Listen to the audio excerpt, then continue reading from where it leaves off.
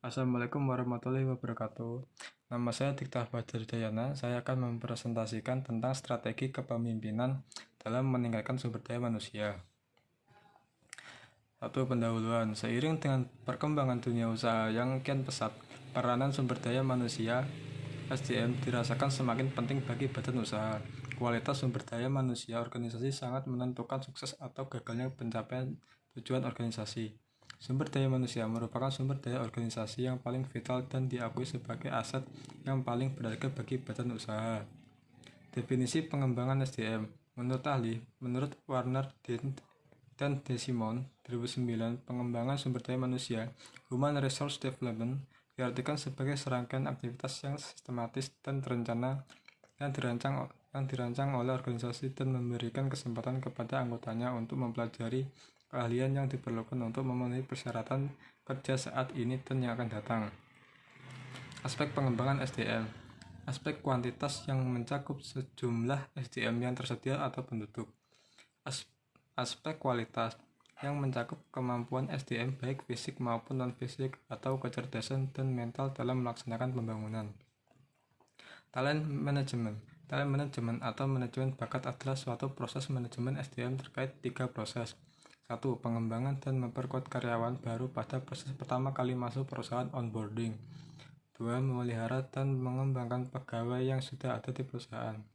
3. Menarik sebanyak mungkin pegawai yang memiliki kompetensi, komitmen, dan karakter bekerja pada perusahaan.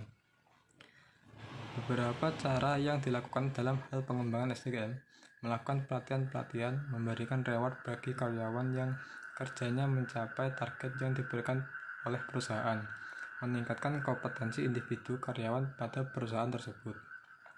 Beberapa tujuan dilakukan pelatihan: meningkatkan pengetahuan karyawan dalam hal budaya dan pesaing mancanegara yang diperlukan untuk sukses di pasar internasional, membantu meyakinkan bahwa karyawan memiliki keterampilan dasar dalam teknologi atau komputer, membantu karyawan dalam memahami bagaimana bekerja dengan efektif dan meningkatkan kualitas produk, meningkatkan budaya organisasi dalam inovasi, kreativitas, dan pembelajaran, memastikan ketentraman bekerja karena kontribusi karyawan kepada organisasi telah berubah.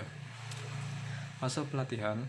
1. Fase penilaian kebutuhan. Manajer menentukan permasalahan atau kebutuhan bahwa pelatihan diperlukan.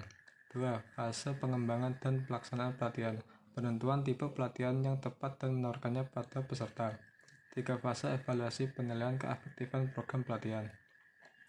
Kesimpulan, jika suatu perusahaan memiliki SDM yang baik, secara otomatis perusahaan itu akan baik. Pula begitu juga sebaliknya. Masalah SDM dalam suatu perusahaan sangatlah bervariasi. Maka dari itu, suatu perusahaan harus mengetahui apa kekurangan dan kelemahan dari SDM-nya sendiri. Pelatihan SDM bertujuan untuk meningkatkan skill dari karyawan tersebut mulai dari teori, bela kerja, dan pemikiran.